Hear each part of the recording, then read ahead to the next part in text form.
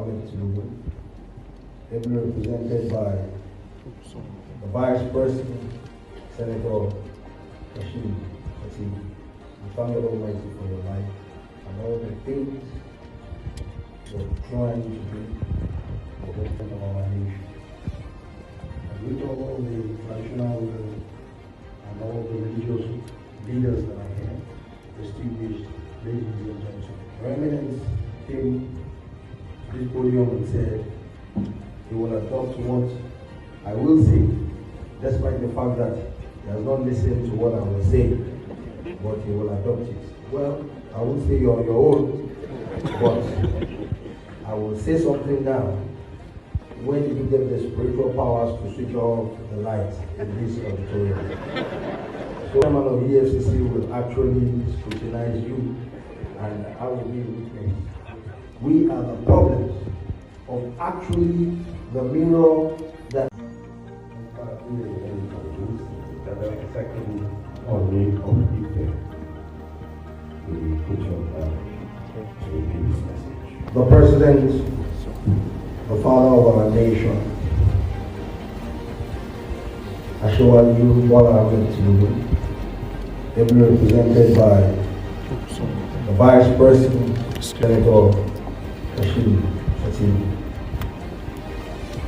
We thank God Almighty for your life and all the things you're trying to do for the betterment of our nation. With all the traditional leaders and all the religious leaders that are here, distinguished ladies and gentlemen, Your Eminence came to this podium and said he will adopt what I will say, despite the fact that he has not listened to what I will say, but he will adopt it. Well, I won't say you're on your own, but I will say something now. Where did you get the spiritual powers to switch off the lights in this auditorium? So the chairman of EFCC will actually scrutinize you, and I will be a witness to expose you further. Today is another red letter day for our dear country, and I will give a very wonderful appreciation to the chairman of EFCC coming up with this initiative of things that we should be talking about in our country. The truth be told, it's a problem of our dear country. Religion, that's where everybody hides. You call on God that you have never seen before, that you will only believe in. You use the name of God to perpetrate all sorts of things.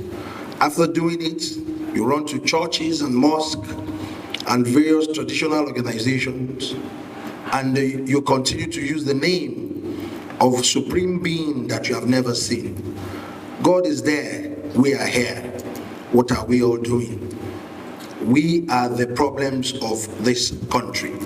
We are the problems of actually the mirror that we're showing the youth, because they do believe that nobody is there for them.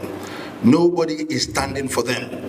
So why can't they go into so many immoral acts, Yahoo, and all what have you, a lot of cybercrime, because there is a clear disconnect between the leaders and the led. And truth be told, these are things we need to be talking about. For the chairman of EFCC to come out to say prevention is better than cure, it's about time for us to be talking about it. Not only talking the talk and the normal jamboree we do in Nigeria. We're known for that. For the last 60 years we've been talking in this country. What impact have we made? What impact? The truth be told, in this country, we have very bright minds that can turn things around. But let's look at the structure and the system of this country. The structure has a clear flaw, and let us face that flaw. Why should we continue to make governance very, very attractive? Why? We are the one aiding and abetting crime ourselves. Why should you encourage everybody to be the president? It's only one person that will lead us. Why should you encourage everybody to be governors? Why should you continue to create an avenue for all our leaders to be all in all? Lord Almighty, you cannot touch them. The National Assembly leaders, all the senators, all the House of Assembly members, both at the federal level, at the state level. Why? We all look up to them. They come into their various constituencies and they all do so many things. They are like Lord. So an average youth will think that these leaders, for them to be getting away with a lot of things, that means I have to look for a quick way to get to the top as well. So the system is actually brewing and brewing corruption. We need to look inwardly. We need to look inwardly in this country and tell ourselves the truth that we are the architect of our problems. We are. We just keep talking. We haven't faced that fact that we are the problem of this nation. All of us, let us tell ourselves the truth. Let's redesign the fundamental structure of this country. Devolution of powers. Why should we make the president of Nigeria, the governor, presidency so powerful? The EFCC chairman innocently said something here that he will go after the presidency, he will go after the judiciary, he will go after the legislative arm. I will be praying for you. I will be praying for you. I will pray and fast for you. Some people have been there before you. Let's be truthful. How did they end? They try to do some certain things. Maybe they're listening to their leaders and their masters that put them there. I will pray for you. I mean it too. Yorubas will say we need to do more abusari for you. It's not easy. He has spoken very, very wonderfully well that he wants to make a mark. But a lot of people will misread him that you, after putting you there, you want to go after us. When are we going to grow in this country? When we all sit down and talk, there is problem in Nigeria. Maybe the day those youths that we are actually lavishing wealth and trying to oppress them, because yes, they do cybercrime. We have a lot of university vice chancellors here. In fact, those students are richer than lecturers now. Those students, they drive better cars than lecturers. And those lecturers that are earning so much stipends, they will be looking at them that, how are they doing it? One way or the other, they will fall into corruption. So corruption is everywhere. Don't let us deceive ourselves. Our leaders will so much be successful in private sector. They will gather loads and loads of hundreds of millions to go and do PR for them to get political appointment. What are they going to go and do when they get there? They will steal. That's what they will do. Because the system has made that kind of portfolio and office to be very attractive. So many nations that we can do peer review mechanism with. Let us make laws. Let us review our constitution and let us stop deceiving ourselves. It is very few impact our leaders can make. If we know that we cannot make much impact, we will keep talking. We will keep talking every year and things will continue to get worse. Because the population is growing very rapidly. An average Nigerian now is a 20-year-old. 20 years of age, between 18 and 20 years. That's the average Nigerian age now. So what are you going to tell those coming generation? If we continue, if we don't really look inwardly and change the structure. It is clear devolution of powers. Go and make local government and the root of our heritage customs. Make them powerful. Go and make local government chairmen more powerful than even the president and the governors. If we don't do this, we are in trouble in Nigeria. We will continue to talk. You will continue to feed fat and continue to bring corruption to the table of our religious leaders. They sat down on their own. You are coming. They will kneel down. They will pray for you before you become governor. You go to the mosque. They must do so many prayers for you before you can become minister. They will do so many prayers for you before you can become National Assembly members. It's a problem. It's a bad culture. Let us change it and let us talk to ourselves. If we want this country to grow, let us go back to our local communities. Let us do all these things: community policing, community governance, community legislative arm. Charity begins at home. Everything starts from somewhere.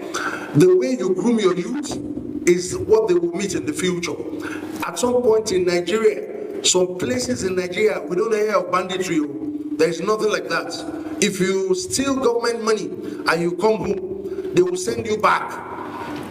They will send you back just like 30, 40 years ago. They will send you back. At some point in this country, our leaders will give your prison charges 100 years, 80 years, 90 years, like big. Those charges they used to give them. We don't hear of things like that any longer in this country. Let us talk to ourselves that we need to change the structure. The way the chairman of EFCC is doing, that look, let me engage people publicly and talk about youth, religion, and fight for corruption. Let us engage ourselves and see where the problem is. The fundamental problem, I have said it, I will keep saying it any time I have this opportunity. We cannot survive with what we have in Nigeria now. It's not possible. Anybody that says we will survive with it, let that person come out. It's a lie. Even if you are the genius of this world, it's not possible. Let us change the structure of this country. Let us take power, structure, governance back to our doorstep, so that everybody, you can actually reorientate the mindset of youth from that point. You can actually reorientate the mindset of whoever our leader at the top of affairs. At some day, you will start to groom that person. But if you say with what we have right now, it's a white lie. Nothing can change. On this note, I want to implore each and every one of us. We all have a stake in this country. It is not only our leaders. For every leadership, there is followership. If you are a follower, do what is right and what is just. If you are a leader, do what is just and right. You are a servant. Stop amassing wealth. What do you want to use it for? You want to continue oppressing people? Someday they will face you. We don't pray for that to happen in Nigeria. God bless our dear country, and God bless all of us, and God bless our leaders. Thank you very much. The last 60 years we've been talking in this country. What impact have we made? What impact? The truth be told, in this country, we have very bright minds that can turn things around. But let's look at the structure and the system of this country. The structure has a clear flaw, and let us face that flaw.